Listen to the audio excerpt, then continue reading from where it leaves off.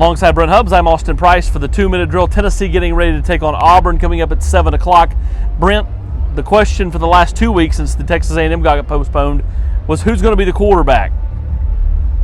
It's my estimation it's going to be the guy nobody wants it to be, and that's Jarrett Guarantano, barring a last-second change of thought.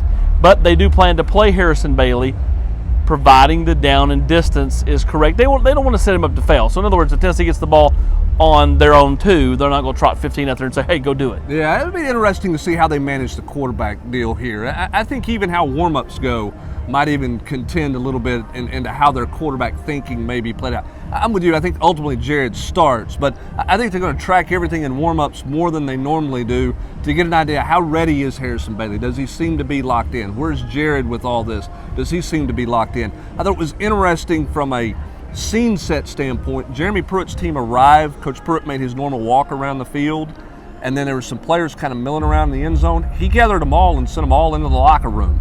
And he went into the locker room and had a quick, brief chat with them about something. So we'll see. I don't know if he doesn't feel like his team maybe is locked in or whatever he was trying to do. He certainly moved them back into the locker room to get their attention right when they arrived here at Jordan-Hare Stadium.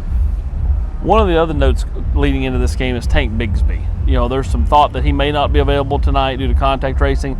We'll see if he's out for warm-up, see if he's able to go. If he's not, obviously that is a big bonus for the Vols and a big blow to Auburn. If he's able to go, the Vols are going to have to tackle him. Yeah, no question. And he's a guy who's really got Auburn going in these last 4 games where the Tigers have won 3. It's been his improvement on the ground game. His average yards per carry has gone up considerably. He's gotten to the edge. He's run harder. He's made Auburn a team you got to defend all over the field, where I think early in the year it was set the edge because you weren't worried about him running between the tackles. Bigsby can do it all. This is a guy Tennessee coveted, everybody in the SEC coveted. He's got a lot of skill and a lot of talent. If he can't go, that's a big boost for Tennessee, tough blow for Auburn, as you mentioned, so we'll keep an eye on that one. To our knowledge, no one is out due to COVID for Tennessee. Like I said, there are some speculation released around Auburn that they could have a player or two out. Like we've seen across college football today where teams were missing 10 or 15 guys in a chunk. I'm not sure Auburn has that many, but at least there's some talk out there down here at Auburn that could be the case.